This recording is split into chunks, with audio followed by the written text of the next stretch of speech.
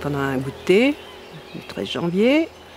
Tout d'un coup, on a entendu, ma mère n'était pas là, ma mère était avec mon père, et on a entendu tout d'un coup la sonnette sonner, comme ça, sans interruption. Et je me souviens que ma sœur aînée s'est levée brusquement en renversant sa chaise. Moi, j'ai compris qu'il se passait quelque chose de grave, mais je ne savais pas quoi.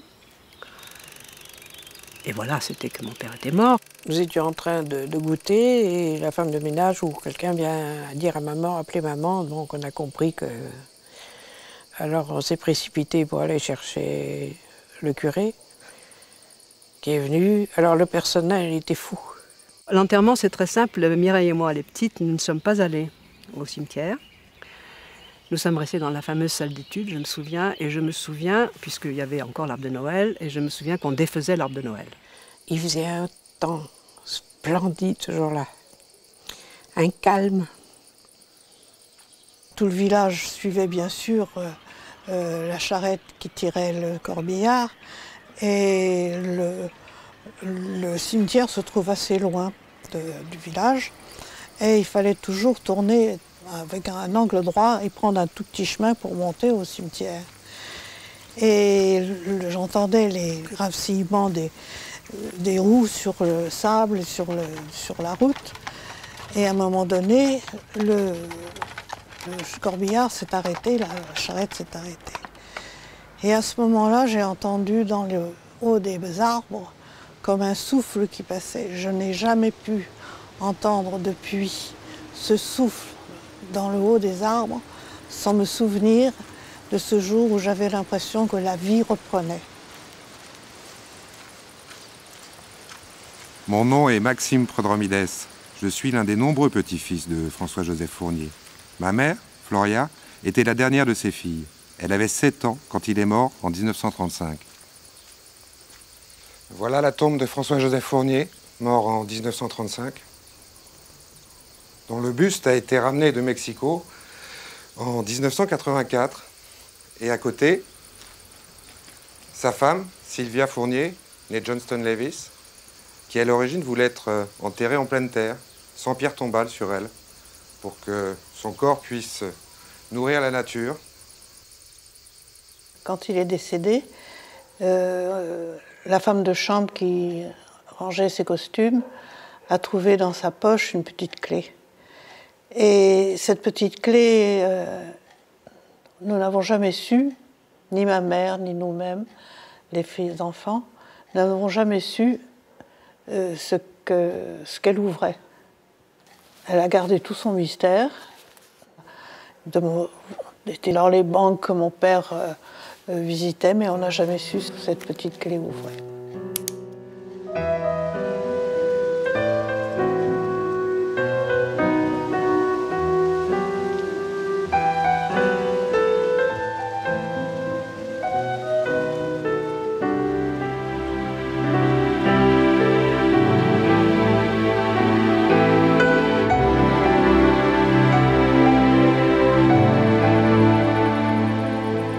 Cette histoire est celle d'un homme, mon grand-père, dont je sais qu'il est né pauvre sur une péniche en Belgique.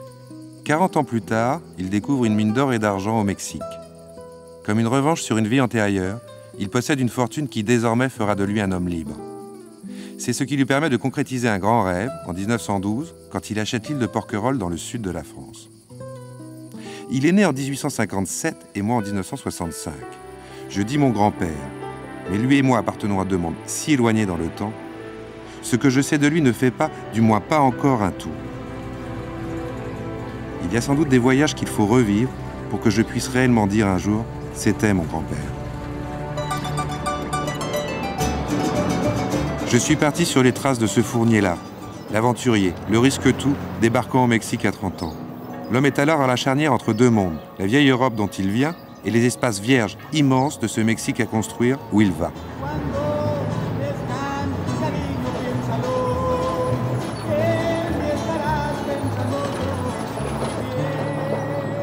C'est ici qu'il s'arrête, dans la région d'El Oro, au nord-ouest de la ville de Mexico, au pied de la montagne Somera. Ici qu'il trouve sa mine en 1895, qui deviendra l'une des plus prospères du pays. Il l'exploite pendant une dizaine d'années. Estamos en las hermosas montañas de Michoacán. en una mina que se llama Las Dos Estrellas, a 2.618 metros de altura y a 160 kilómetros de la Ciudad de México. Esta mina famosísima por el oro y la tecnología que usó a principios del siglo XX fue descubierta e impulsada por un aventurero de los más exitosos del siglo XX, François Fournier, un belga que llegó a ser ciudadano francés y en este lugar implantó la tecnología para toda América. Esta mina llegó a tener 5,000 trabajadores, se hicieron exploraciones por más de 200 kilómetros y de profundidad llegó a los 610 metros desde la parte alta del cerro a la profundidad donde se extrajo el oro. Básicamente la producción fue de oro, con poca cantidades de plata y materiales muy limpios que permitió a Fournier enriquecerse por el gran trato que hizo también con las finanzas y la inversión de esta mina.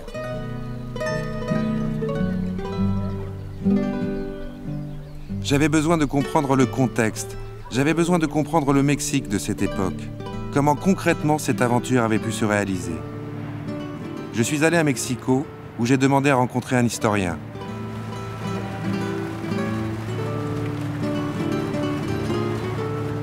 Fournier llegó en el buen momento y en el buen lugar.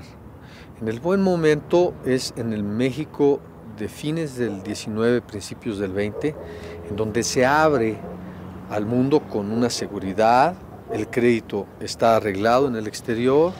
Llega en el momento en donde el dinero va a caer en México y en México está gobernado sólidamente por un Porfirio Díaz que ya en el momento ya es un viejo, pero que tiene una élite de financieros dirigida por el ministro de Finanzas, José-Yves Limantour, y animada por un grupo de gente que van a ligarse a financieros franceses, a empresarios ingleses, a empresarios alemanes para frenar a los norteamericanos. Aprecio el increíble trabajo que hizo François Fournier, que era un hombre excepcional en su tenacidad, terco como, no sé, como un francés pobre que buscaba la riqueza. Y llegó a un lugar que era el lugar de su destino, esta región de Tlalpujahua, que es una región minera desde 1540. Fournier tuvo muchas facilidades para obtener sus concesiones por el tipo de régimen que existía en las concesiones tanto agrícolas como mineras. Las concesiones mineras se van a ampliar, ya no es necesario detenerse en el límite de terrenos ni tampoco en el número de concesiones mineras que tenga un individuo.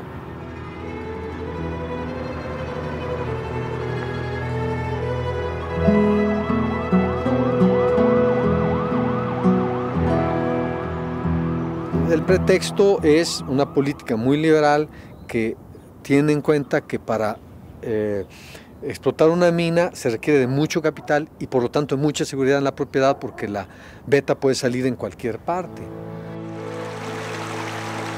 De temps en temps, j'ai le sentiment qu'il puise son énergie dans la quête elle-même, dans cette liberté de chercher, s'aventurer toujours plus loin, là où peut-être les autres ont baissé les bras, ont rebroussé chemin. Alors trouver quoi? De l'or? Pourquoi pas? Dans la mine, c'est le conservateur qui m'a guidé. Ses explications étaient précises, très techniques. Mais au fond de moi-même, plus que le bruit des pioches, j'entendais la rumeur intérieure de Fournier. Je me demandais combien de fois l'homme avait douté. Comment garder espoir pendant 5 ans face à une paroi de pierre? Avant que l'histoire ne soit écrite, comment savoir s'il y aura une histoire?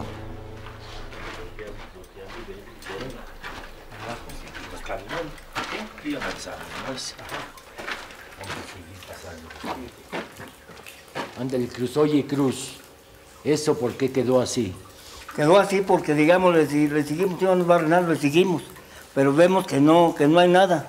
Entonces hay que abrirle más adelante, ya, y si vemos que no, porque es un cuarto, no tiene nada, le seguimos adelante, le seguimos de frente. Cuando se encuentra una veta hay que seguirla.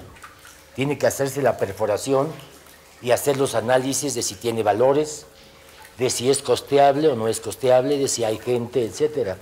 En este caso, esta veta se abandonó ahí porque mostró que no tenía ningún valor en oro, sino solamente en la piedra.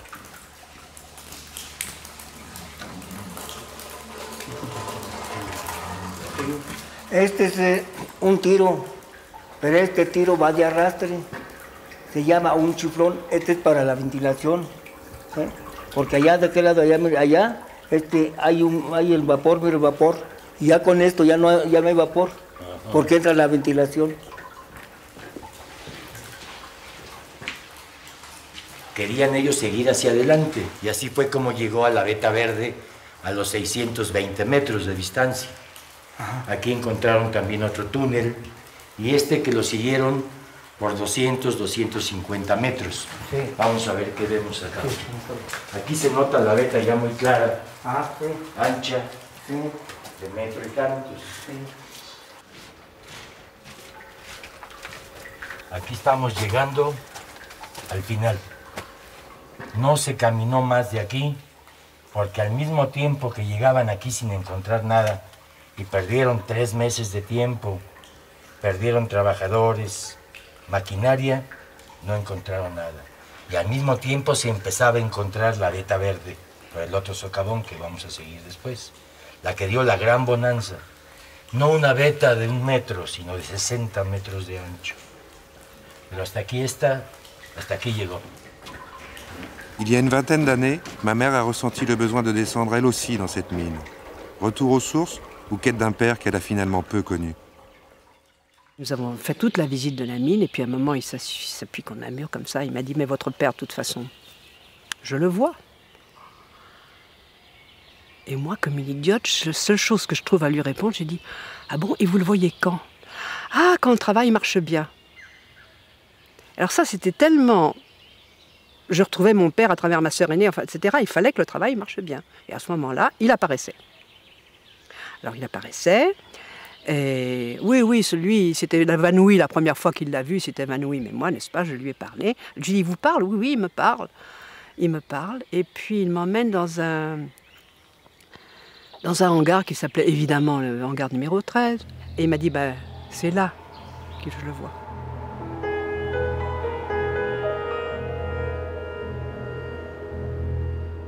En la mina en ese tiempo se trabajaba pura marro, cuña, pico y pala. Después ya entraron las máquinas, compresoras, para perforar, porque se tronaba con dinamita. Entonces había que perforar para meter la dinamita y explotar para que saliera el ataque.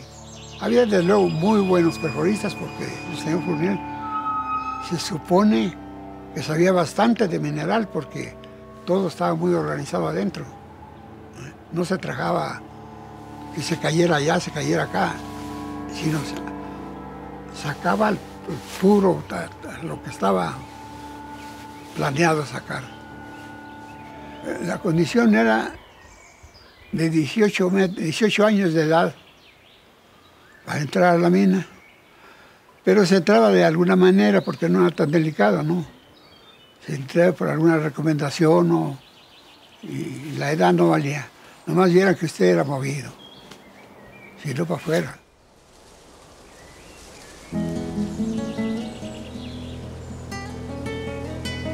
Y la cosa de aquí del taller, que estos eran los talleres, pues el movimiento, los fierros y todo eso, como la gente tranquila trabajaba muy a gusto. El ruido que se dice era normal de un taller.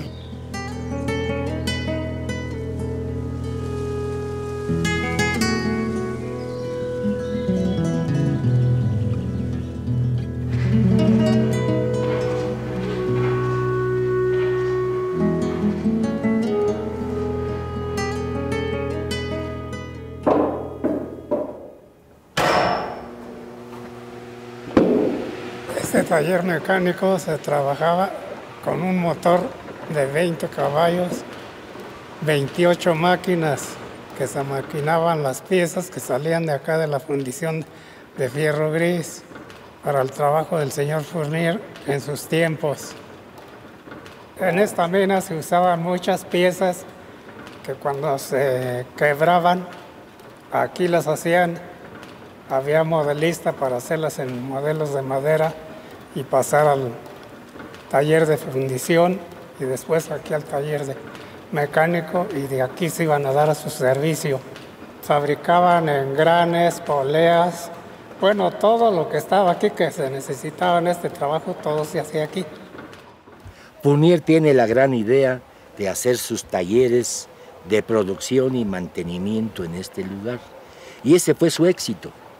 Haciendo su propia maquinaria y enseñando a la gente a hacerla, ni gastó pagando tanto a las grandes empresas y tenía todo aquí a la mano. Eso fue muy importante. Aquí se hacía todo y era lo que le dio el auge a esta mina. El señor Fournier fue muy estimado aquí en ese tiempo porque era una persona pues, muy capaz en primer lugar para trabajar. En segundo, le dio vida a la región porque la región era muy pobre. Y llegando él, la cosa cambió económicamente. Hasta la fecha ahorita todavía la gente lo recuerda. El mineral estuvo por él y que estuvimos en una época la región muy buena gracias a él. Hubo mucho trabajo de distintas partes, no solo de aquí de la región. Hubo de Guanajuato, de Hidalgo, de Michoacán, de muy abajo. Él les hizo campamentos acá, uno arriba, otro más para allá, grandes, para todo el personal. No he comentado que la minería es terriblemente peligrosa y que había atención para los que se lesionaban y que era grandísimo el número de los que se lesionaban al mes. De 5,000 trabajadores se llegaron a lesionar mensualmente 120 trabajadores, 1910. Por 12 son 1,500 trabajadores con heridas, con problemas de enfermedad. Él puso el hospital allí arriba, por toda la gente que está enferma. Je passe devant un bâtiment et je lui dis qu'est-ce que c'est ça? Ah, il me dit ça c'est la prison. Oh, je lui dis oh zut, alors il mettait des gens en prison. Mais non, c'est pas votre père, regardez tout ce qu'il a fait, regardez l'école, regardez, là c'était l'infirmerie, là c'était l'hôpital. Tout ça c'est votre père qui l'a fait. Que haciendo cálculos podemos darnos cuenta que se extrajo de esta montaña una barra de 14 metros de largo por 5 metros de alto y 4 de ancho. Y de plata, pues 5 veces más que eso. Una casa completa rellena de plata. Fournier entonces representa el que triunfa en el momento cuando llega la crisis. Y representa también el que prevé que viene la crisis. Saca mucho dinero de un momento de mucho crecimiento económico, pero un crecimiento económico en donde efectivamente hay mucha explotación. Él, como era una persona tan capaz, como había tenido la experiencia de que cuando principió la mina tuvo socios con el interés de hacer la mina, pero cuando vieron que no era negocio, se le fueron todos y lo dejaron solo. Entonces él, cuando logró que el negocio surgiera y estuviera en plena bonanza, y él con su capacidad de inteligencia de gente de negocios, vio que el negocio iba ya bajando la calidad del oro, del metal, poco oro. Entonces dijo, mejor vendo las acciones y me voy a invertir otro negocio de otro lado donde pueda ser efectiva la cosa. Tiene una visión moderna, hacer dinero lo más rápido posible y lo más grande posible. Y en procedimientos legales, perfectamente legales. Pero moralmente, vender una acción 2,000 veces lo que cuesta, son los especuladores modernos, los grandes financieros. Podríamos decir que en ese sentido él era un pionero, o fue un pionero, o muestra un camino de pionero en tener un éxito en la especulación de venta de valores.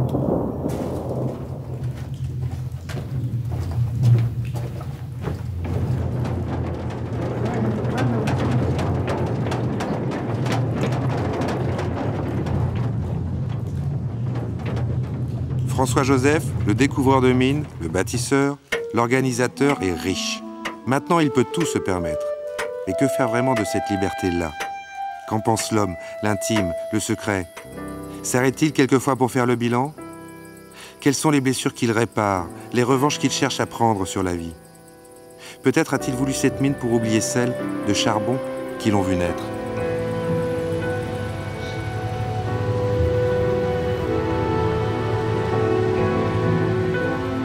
Mon père est né à Clabec, en Belgique.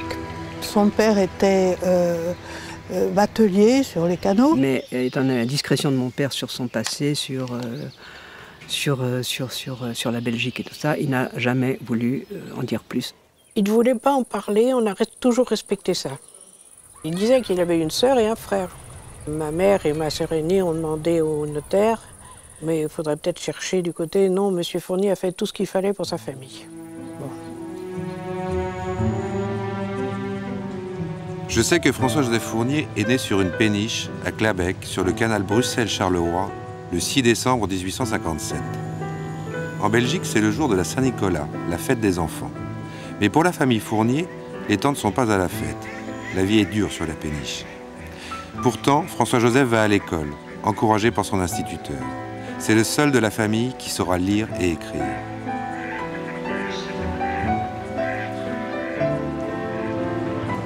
Suite à un accident, la péniche coule près d'Anvers et la famille va s'échouer sur les quais du port de Bruxelles au déchargement des cargaisons de péniches.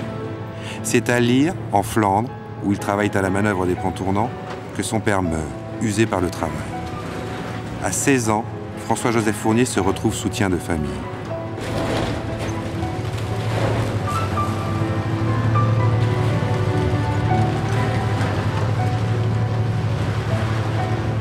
Où puise-t-il son énergie? Quelle est la clé de cette vitalité infatigable, toujours en mouvement? La clé d'un songe? La clé des champs? À 19 ans, il quitte la Belgique, à pied, et part à Paris. Et vous savez qu'il est arrivé à pied à Paris. Avec sa petite mallette. Déjà, il avait une petite mallette de bout de mécanicien, je ne sais pas, mais enfin, donc il se louait dans les fermes pour continuer. Donc il avait déjà un certain savoir. C'était aussi l'époque, il faut se remettre à l'époque, c'était l'époque où la science était reine, la science c'était le progrès.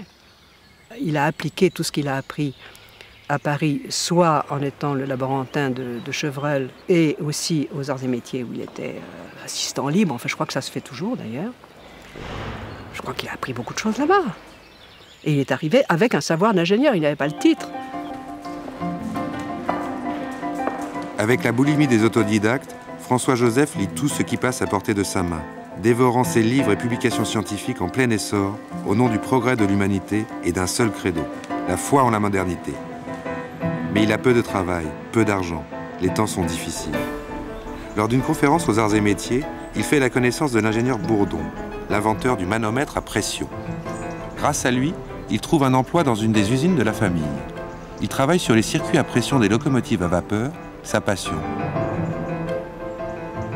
Il a 26 ans quand sa mère décède. Plus rien ne le retient sur le vieux continent. « Go West !» lui conseille Bourdon, pressentant que c'est là-bas que se révéleront désormais les nouveaux défis technologiques. Je peux dire, si vous voulez, qu'au fond, mon père, il fallait qu'il fasse toujours quelque chose, qu'il soit toujours occupé. Il est parti au Canada pour faire la ligne de chemin de fer qui traverse tout le Canada. Et il fallait absolument finir parce que l'inauguration allait avoir lieu avec la reine d'Angleterre. Et il fallait se dépêcher. Et il y avait des traverses qui avaient été, des traverses en métal qui avaient été commandées et qui n'arrivaient pas. Avec le système Eiffel. Il fallait construire un pont, absolument, parce qu'il y avait un grand ravin dans cette cordillère du nord, et il fallait absolument franchir ce canyon pour l'inauguration. Alors, il a choisi un Indien, qui était très fort pour ça, descendu et remonté, avec un cordage léger. Et à partir de ce cordage, on a renvoyé du matériau de l'autre côté. Et il a fini par construire un pont avec des traverses en bois, mais avec le système Eiffel quand même, c'est-à-dire visser chaque encroisillon comme ça. Ce qui fait que le train a pu passer, tout le monde avait évidemment la trouille, mais ce pont en bois a marché quand même.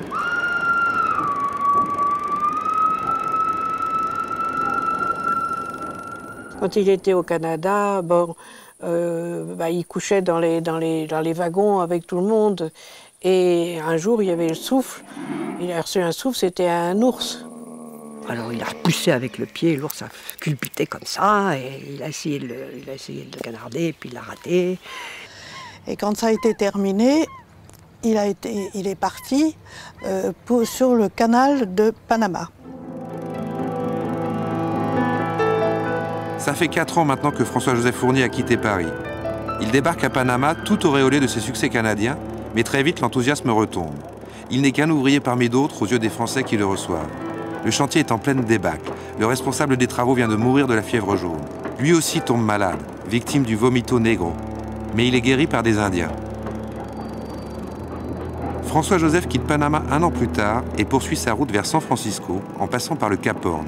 Ce qui est encore à l'époque un véritable exploit, contre les vents dominants, puis contre les calmes infernaux de la côte Pacifique, où tant de navires se sont perdus, accablés par la famine et les mutineries. La ville de San Francisco le séduit beaucoup. C'est là qu'il est engagé comme prospecteur minier pour le Nevada. Puis c'est le grand départ pour le Mexique, en pleine révolution industrielle et scientifique. François-Joseph Fournier ruse avec ses nationalités. Il est devenu américain, mais les Américains trop présents sont mal vus au Mexique. Alors il fait jouer la carte française pour se lier avec les membres du gouvernement. Et c'est grâce à eux qu'il part arpenter d'immenses territoires, le Tabasco et le Chiapas, où il reviendra plus tard. Mais c'est dans ces montagnes du Michoacán, en suivant le lit d'une rivière, qu'il découvre sa mine Las Dos Estrellas, les 2 étoiles.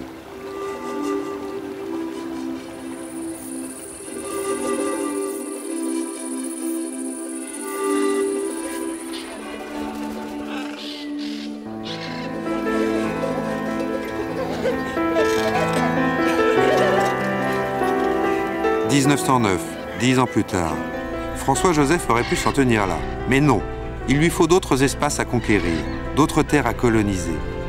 Alors les profits de la mine lui permettent d'élargir encore son rêve en recoupant ses propres traces. À 50 ans, il se relance dans une autre aventure intense, délaissant les vents froids du Michoacán pour les moiteurs du golfe du Mexique, la montagne pour les tropiques. Il obtient des concessions sur ces territoires qu'il avait arpentés pendant des mois lors de son arrivée au Mexique.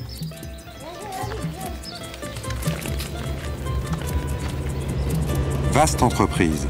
Il veut développer et exploiter 300 000 hectares de terres agricoles et de forêts dans le sud du Mexique, non loin du Guatemala. Un territoire plus grand que le Grand-Duché du Luxembourg. Et son domaine, scindé en 2 territoires, prend le nom de Colonizadora du Tabasco et du Chiapas.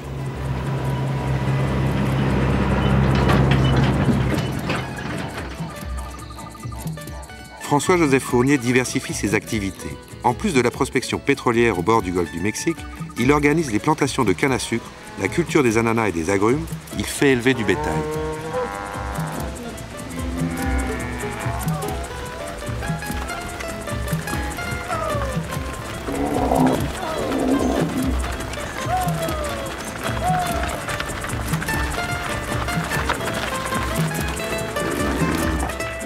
Il invente, dessine et fait construire un nouveau modèle de bateau pour circuler facilement sur les rios et les lacs. Toutes ces terres sont reliées par voies d'eau et chemins de fer et tout converge vers le Golfe, d'où sont expédiées les marchandises vers les États-Unis.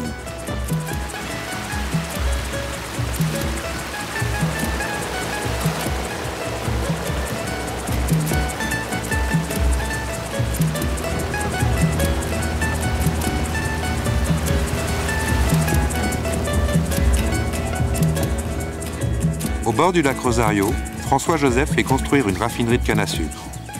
Platicaba, cenaba mi abuelo, no le digo que había gente de donde quiera trabajando, es que era una empresa grande pues que había, que tenía. Y pagaba pues, le digo que unos 50 les pagaba decidido en oro. Porque pues ya en ese tiempo fue ya usted que fue en el 1905, de ahí para acá fue que ya empezó a trabajar. que venía, hubo gente en cantidad, pues, han de haber sido unas 10.000 personas, porque donde tenían trabajando allá los lotes esos de allá donde estamos ahorita, y acá había un poblado que decían los Zarados ellos, pues. Platicaba al final mi abuelo y todo esto pues eran purititos cañales. ¿Cuánta gente? Cuando menos 10.000 gente había tenido. Bueno, vino la revolución y terminó todo. Nomás que dejaron, todo esto aquí era puritito fierro que dejaron, pues esas ruedonas que estaban ahí, esas existían aquí. Todas quedaron botadas, nada más que lo que pasó que ya la gente que entraron esos comprafierros empezaron a vender. Y todo esto, muros que habían, la gente le empezó a sacar ladrillos para llevar. Mais alors que son projet prend forme, que la colonisadora est en pleine expansion, le destin, une fois de plus, va modifier les cartes. Ce qu'il avait tenté à la colonisadora, qui était à la fois trop gigantesque, trop coûteux, ça a été coûté une fortune. Enfin, il y a 3/4 de sa fortune qui s'est engouffrée dans la colonisadora. Et puis il y a eu la Révolution. La Révolution éclate au Mexique. Les terres sont confisquées. François-Joseph Fournier est contraint de rentrer en Europe. Il a bien sûr perdu beaucoup d'argent dans l'aventure et en garde le goût amer d'une entreprise avortée. Et sans doute bien conseillé, il avait pris soin de placer une partie de ses fonds dans des banques européennes ou américaines.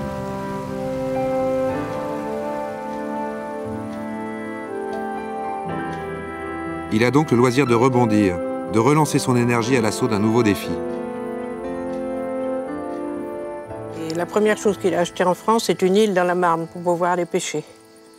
Et dans laquelle il y avait une petite cabane, parce que comme elle était inondable, il y avait une petite cabane dans les arbres. Et alors de là, il a acheté la propriété de la Doultre, le château, avec 2 fermes, et à ce moment-là, c'était 300 hectares. Et il est arrivé à racheter d'autres fermes, à racheter toutes les petites parcelles qu'il pouvait pour refaire un ensemble, et il est arrivé à 600 hectares. Je suis persuadée que la première femme a été une compagne, c'était vraiment sa compagne. Je pense qu'il a parlé de Claudine à ma sœur aînée, Claudine qui a été sa femme au Mexique. Sa femme qui l'a aidée, qui l'a connue quand rien ne se passait à ce moment-là, enfin c'est tout à fait au début, qui l'a accompagnée pendant toute la croissance des Estrellas, sur toutes les crises des Estrellas. C'est elle qui est allée à Paris voir le Crédit Lyonnais pour avoir des fonds supplémentaires pour pouvoir créer la seconde société et acheter du matériel suffisant pour percer cette fameuse couche d'andésite sous laquelle était l'or. Et ça a été vraiment sa femme. Malheureusement, elle ne pouvait pas avoir d'enfant et ça a été le grand regret de sa vie. Je crois que Mathilde, il préférait mettre un des voiles là, qui sont sur le plafond de la Doultre. Il laissait le voile plus épais qu'il ne l'est sur l'académie de cette dame. On nous a caché pendant très très longtemps qu'il s'était remarié. Et d'ailleurs, dans cette propriété de laine, il y avait du linge qui était marqué au nom de son ex-femme. Et on se posait des questions parce qu'on ne comprenait pas les lettres. Il avait été marié 2 fois. Et il se trouvait à Nice où il a été souffrant. Il a appelé un médecin et il a raconté à ce médecin qu'il s'était déjà marié, qu'il n'avait pas eu d'enfant alors qu'il avait fait une très grosse fortune et qu'il voulait avoir des enfants. Et ce médecin qui est devenu mon oncle lui a dit « mais moi j'ai une sœur qui est très sympathique » et ils se sont rencontrés et en revenant de voyage de noces, ils se sont mariés et en revenant de voyage de noces, ils sont passés par Hyères. Ils ont vu qu'il y avait une île à vendre et ils se sont dit ben, pourquoi pas aller voir. La fameuse histoire de mes parents venant visiter l'île et montant sur... on dit que c'était le sémaphore, mais ce n'était pas le sémaphore, c'était la colline au-dessus du cimetière. Et mon père se tournant vers ma mère en lui montrant l'île et lui disant « La veux-tu » Ils ont traversé la place et je pense que, d'après ce que j'ai su plus tard, cette place avait une allure très mexicaine. Cette place de Porquerolles, qui est très grande pour un petit village comme c'est, qui est entouré d'eucalyptus, a dû beaucoup plaire à mon père. Ma mère, elle, a été séduite aussi par Porquerolles et ils ont fini par acheter cette île. Ça lui rappelait tellement le Mexique. Et puis il est de faire ça, de faire quelque chose ici. Il avait certainement son idée déjà. L'exploitation, de voir quelque chose qui avait été commencé et qui n'était pas fini, ça devait certainement le rendre malade. C'était un homme extrêmement doux, extrêmement simple, extrêmement humain et qui n'élevait jamais la voix. Je ne l'ai jamais entendu élever la voix pour un enfant ou pour un autre. Il n'était pas très grand, il était normal, d'une taille normale. Il était toujours très fier et très soigneux de sa moustache. Il n'était ni maigre ni gros, ni il était d'une corpulence normale, mais toujours calme. C'est quelqu'un d'extrêmement réservé, qui avait une puissance. Lorsqu'il entrait quelque part, on sentait que c'était quelqu'un. Il parlait très peu, il observait. Il jugeait. Malheureusement, quelquefois, il a mal jugé certaines personnes, mais il faisait confiance. Tant qu'il faisait confiance, si ça n'allait pas, c'était fini après. Alors, il observait, il étudiait, s'il décidait d'y aller, il allait droit. Ma mère est née de père anglais, de mère française. Alors elle avait évidemment ses inconvénients, c'est d'avoir un caractère très explosif, on disait qu'elle avait été... Parce que mon grand-père était vulcanologue, médecin et vulcanologue, ils habitaient Naples, ma mère est née à Naples. Et on disait toujours que ma mère avait été conçue sur le Vésuve, ce qui expliquait son caractère explosif. Voilà. C'était une très belle femme, qui avait beaucoup d'allure, qui avait beaucoup de caractère, qui n'était pas toujours très commode, mais qui avait le sens de l'humour. Elle avait beaucoup le sens de l'humour. Oh, elle était forte, elle. C'était une gendarme. Ouais, elle marchait, elle, et elle fumait le cigare comme ça. On a dit beaucoup de choses sur la relation entre ma mère et mon père qui sont complètement idiotes, parce que c'était vraiment un couple qui se complétait. Et souvent, papa disait quelque chose, apparemment, tu vas aller voir quelque chose à cet endroit-là. Bon, ben, il y allait. Bon, il se complétait pour d'autres choses, si vous voulez. Mais c'était évidemment papa qui décidait tout, qui organisait tout. Mais il y avait une très, très grande collaboration entre les deux. Une collaboration et complémentarité. Quand Fournier est arrivé, l'île avait été ravagée par un incendie 15 ans auparavant. Donc, quand il arrive, on ne peut pas dire que c'est un désert, mais c'est un peu comme un paradis en friche. Donc, il a à faire face à une situation d'une nature qui est virtuellement très belle, à mettre en culture, mais qui, pour l'instant, ne tient pas ses promesses. Et il va mettre ça en culture, d'une part avec des vignes, d'autre part avec des agrumes, des tas de plantations. Et il va aussi faire en sorte, à la lumière de ce qu'il sait de l'incendie qui a précédé, il va faire en sorte d'éviter qu'un nouvel incendie puisse ravager ces cultures. À la mine, il n'y avait pas besoin de lutter contre l'incendie. Ici, qu'est-ce qu'il a fait? Ce que l'État français a découvert il y a 15 ans, je crois que c'est une découverte merveilleuse, c'est que pour éviter de brûler, il vaut mieux cultiver. Mon papa l'a fait en 1916. Et il a fait beaucoup les routes. Les routes étaient en bien meilleur état que maintenant, parce qu'il savait très bien diriger les eaux de ruissellement. Et de la sorte, en quelques années, très rapidement, l'île va prendre une sorte de vitesse de croisière. On a l'impression qu'il avait, je ne dis pas planifié, mais visualisé ce qu'il allait faire de cette île de façon à la fois très calculée et en même temps spontanée. Et il n'est pas impossible d'ailleurs que son expérience mexicaine, notamment dans le Tabasco, autour du lac Rosario, ait été transférée ici. Moi, je pense même que c'est une traduction, une translation, un changement de repère entre le Mexique et Porquerolles. Et que sans doute sans le Mexique et sans ce qu'il avait appris au Mexique, il n'aurait pas pu si vite mettre en culture Porquerolles et avec une telle ampleur et même un tel succès.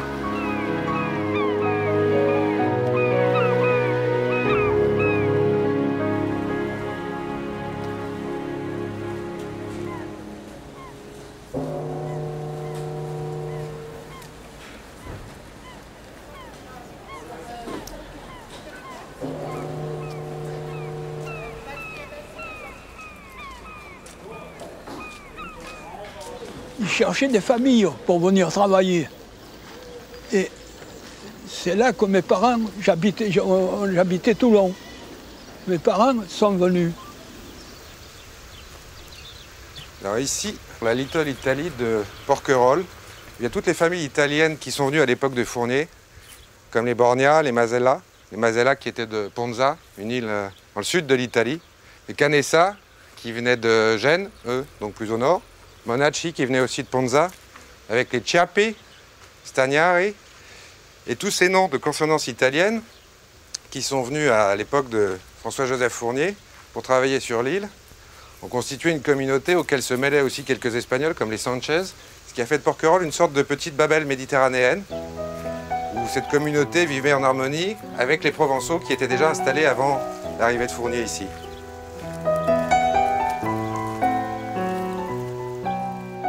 Il fallait aussi tous les corps de métier parce que c'était plus difficile de faire venir les choses du continent qu'à l'époque, que maintenant. Donc il y avait tous les corps de métier, aussi bien la forge que le menuisier, que le tonnelier, que le bourrelier pour les chevaux, parce qu'il y avait beaucoup de harnais, il n'y avait pas encore les tracteurs. Il passait régulièrement chez tous les artisans, voir comment ils travaillaient, et il écoutait le son du fer. Il regardait ce son du Canada et il écoutait pour savoir si le fer était quoi. Je ne peux pas dire, peut-être trop chaud ou qu'il avait un défaut ou quelque chose. Il avait l'œil et l'oreille aux aguets partout. Quand on le voyait sur le balcon au château, on a dit, Monsieur Fournier, aujourd'hui, il vient nous voir à l'usine. Et alors, à 11 h, il commençait à venir à l'usine, il venait, et il regardait, il nous faisait parler, quoi. Là-bas, un jour, il vient, là-bas, on était en train de réparer. Alors, il fait au contremaître, à Viala, faites-moi passer un marteau. Alors, il fait passer un marteau, et il a tapé sur l'arbre. Alors, il fait, Viala, vous savez, il faisait... C'est pas de la bonne mécanique, ça. Il a organisé tout le village. Il a par exemple monté une coopérative. Il a fait venir aussi un médecin parce que quand il est arrivé, c'était le curé qui faisait les soins et qui accouchait les femmes. Ma mère aussi a fait venir des religieuses pour s'occuper des enfants qui n'étaient pas à l'école, pendant que les femmes étaient, elles, dans les vignes ou en train de travailler dans les champs. Il y avait des sœurs, aux sœurs là, que maintenant on appelle la villa du commandant. Mais moi, à Porquerolles, je l'appelle toujours les sœurs. Quand on sortait de l'école, on allait là. Parce que nos parents travaillaient et les sœurs nous gardaient jusqu'à 11 h. On me dit que c'est du paternalisme, mais non, c'est pas du paternalisme, c'était un vrai sens social qu'il a eu à la mine, qu'il voulait avoir à la Conisador, et ça il n'a pas eu le temps de le faire, mais enfin les structures étaient là, et qu'il a réalisé à Porquerolles. La coopérative où on pouvait acheter des denrées au prix coûtant, le magasin où on entassait absolument tout ce qui était nécessaire, non seulement à la ferme, mais aussi aux gens, etc.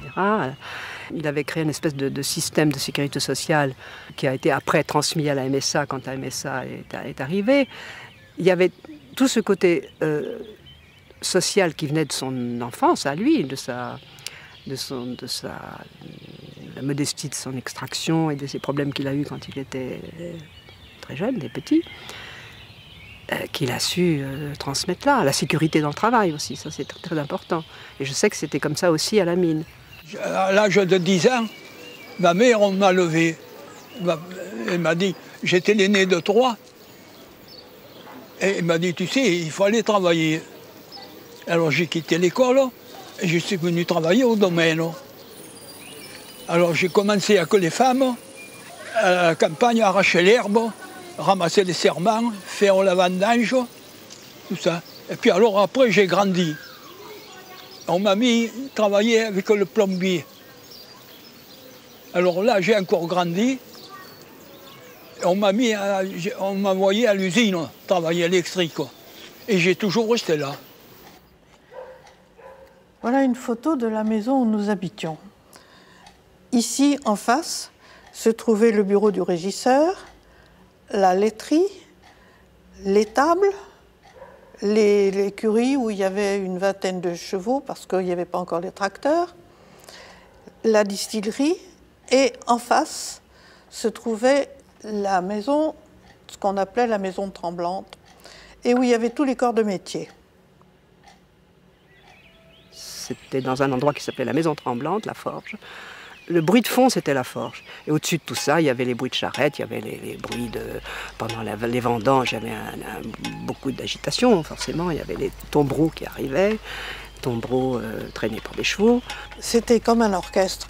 On entendait le bruit du marteau sur l'enclume, on entendait le chant des vendangeurs qui partaient dans les champs. C'était très vivant. La famille s'est vite agrandie.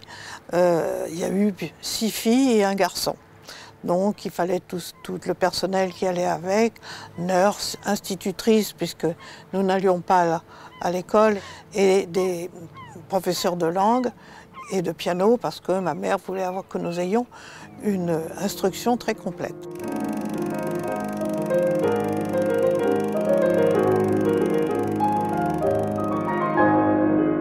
Nous n'étions pas les enfants de riches. Nous avions de la richesse, mais nous n'étions pas les enfants de riches. La journée, c'était le petit déjeuner à la nurserie, avec Nana. Papa venait nous voir. Il y avait une porte de communication, d'ailleurs, entre la nurserie et son bureau. Alors ça, c'était la porte où il apparaissait, ça. Après le petit déjeuner, nous allions voir nos parents. Dans la chambre des parents. Alors ça, c'était la grande joie aussi. Bien que la vie soit très organisée, mais enfin, comme j'étais petite à ce moment-là, bon, c'était déjà l'époque des institutrices et je commençais déjà à lire et à écrire.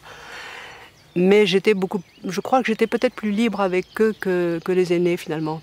Et puis après, à 9 h, allez, on va travailler. Donc, et puis l'après-midi, la même chose. Mais nous déjeunions à table, bien entendu. Nous déjeunions avec nos parents. Les enfants petits jusqu'à 13 ans n'avaient pas le droit de parler.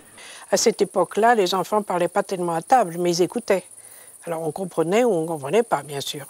Après, nous allions faire la sieste, ou plus ou moins la sieste, dans le jardin, quand il faisait beau, sinon dans notre chambre.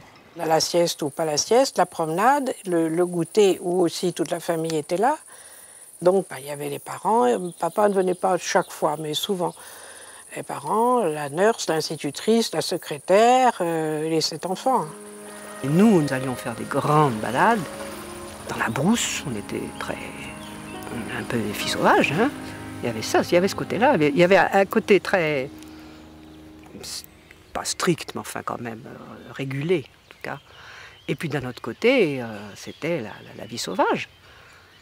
Les promenades dans la brousse, c'était le concours à qui reviendrait avec les jambes les plus égratignées, vous voyez. Quand nous étions jeunes, nous avions une espèce de fierté à avoir les jambes très égratignées parce que nous faufilions dans le maquis, en dehors des chemins.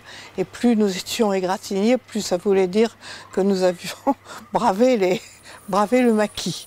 Et alors là, l'odeur du maquis vous imprègne, c'est extraordinaire.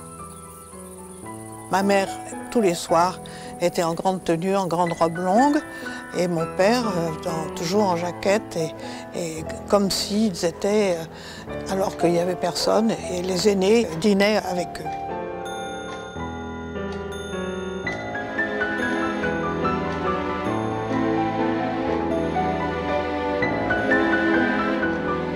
Ma mère avait pris des leçons de chant Et elle chantait dans les salons, elle avait une très belle voix de mezzo. Et d'ailleurs, tous les soirs, une des institutrices devait connaître le piano, et cette institutrice l'accompagnait au piano, et mon père l'écoutait en fumant son cigare. Pour les petits, maman se mettait souvent au piano, nous faisait chanter des chansons d'enfants françaises ou anglaises. Et donc papa était là aussi. Enfin, c'était vraiment la vie de famille. Mon père, le matin, allait souvent à la pêche. Et il venait quelquefois nous retrouver à la plage d'Argent.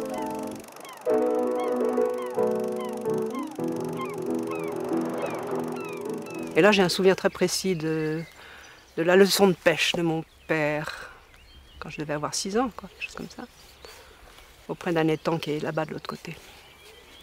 C'est très bien, une espèce de leçon de silence, il fallait ne rien dire, il fallait être très patient, une leçon de patience et de silence. On se parlait à voix basse comme ça. Ça, j'ai un souvenir très très très précis de ça. C'est un souvenir, si vous voulez, de contact très personnel avec mon père. Mes parents donnaient beaucoup de fêtes quand il y avait une naissance, et c'était des grandes fêtes pour tout le village.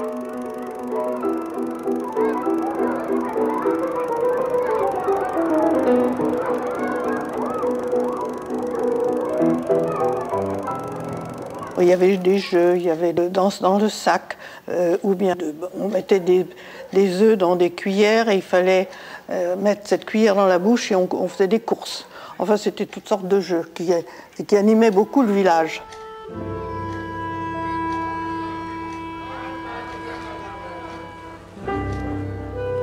Là, c'est le château de Saint-Pré que mon père avait acheté en 1927. Il n'y avait pas assez de fourrage. À Porquerolles, on pouvait faire pousser tout ce qu'on voulait, mais on ne pouvait pas faire le fourrage. Et donc, comme je vous avais dit, il y avait beaucoup de chevaux, il y avait les vaches, et il fallait beaucoup de fourrage. Et Saint-Pré, comme le pré, son nom indique, c'est qu'il y avait des prés. J'ai le souvenir de savoir que j'ai été née, que je suis née à Saint-Pré. Voilà. C'est un endroit que les aînés n'aimaient pas. Il n'y avait que Mireille et moi qui aimions Saint-Pré. Cet immense caravansérail. Mais pour des enfants, c'était merveilleux. Les toits de Saint-Pré. Il y avait une des tours, je me souviens, on arrivait par le toit dans une des tours, il y avait un grand-duc blanc qui m'attendait là. Et toujours cette recherche de faire quelque chose, de réaliser quelque chose, et avec des humains. Donc il a travaillé sur la terre au Canada, il a travaillé sous la terre au Mexique, il a travaillé et ici, il a retravaillé sur la terre. Il avait toujours l'organisation impeccable. Regarder, observer, étudier et réaliser. Porquerolles, c'était son achèvement, c'était sa réalisation. Tout ce qu'il avait entrepris, tenté, par exemple, esquissé à la Conquistador au Mexique, il a réalisé dans un endroit précis, clos, qui était Porquerolles. François-Joseph Fournier tombe malade pendant le réveillon de Noël 1934 au château de Saint-Pré. Rentré à Porquerolles, il s'éteint à l'âge de 78 ans, le 11 janvier 1935. C'est peut-être à ce moment-là que les gens ont commencé à se rendre compte de ce qu'ils perdaient.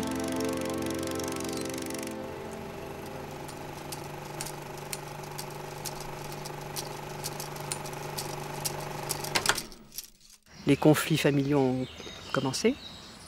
Des luttes d'influence, les ceci, les cela, les caractères. Les caractères, si vous voulez, au fond, c'est vrai.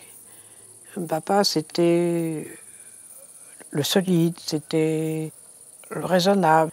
Et alors après, vous pensez bien qu'avec toutes les origines différentes, même moi, quand je me dispute avec moi-même, je lui dis, c'est tous mes sangs qui se bagarrent. Alors maintenant, on s'arrête et c'est le sang belge qui reprend le dessus. Monita a eu un rôle très important à ce moment-là. Elle a repris toute l'exploitation. Il y avait les bateaux, il y avait l'usine électrique, il y avait les arrangers, il y avait le maraîcher. C'était pas commode de mener tout ça, mais c'était organisé, si vous voulez. Donc elle a continué. Elle a voulu beaucoup s'occuper de de la cave aussi. Vraiment, elle a fait beaucoup. Et puis, bon, mais ma mère, à ce moment-là, avait déjà la société hôtelière. Donc, c'est pour ça qu'elle s'est beaucoup plus occupée des hôtels. C'était le début du tourisme dans le midi de la France. Et le tourisme a pris alors beaucoup d'importance à Porquerolles. Je repense souvent à cette petite clé qu'il portait toujours sur lui. La clé qui n'ouvrit jamais depuis aucune porte, scellant le secret de cet homme qui s'est si peu livré. Que reste-t-il de la vie d'un homme après sa vie? Ses voyages, ses 3 femmes, ses 7 enfants, ses domaines du Mexique et de la Méditerranée? Toutes ces choses accomplies au nom de quelle utopie? Toute une vie pour une île? L'île en ultime clé de voûte d'une aventure dont les 2 piliers seraient l'Europe et le Nouveau Monde? Où est le pont entre la mine et l'île? Serait-ce nous, petits-enfants, arrière-petits-enfants, arrière-arrière-petits-enfants? Si j'ôte de ma pensée le mythe Fournier, que reste-t-il? Le vrai domaine, je crois, celui de l'histoire elle-même, l'histoire de mon grand-père.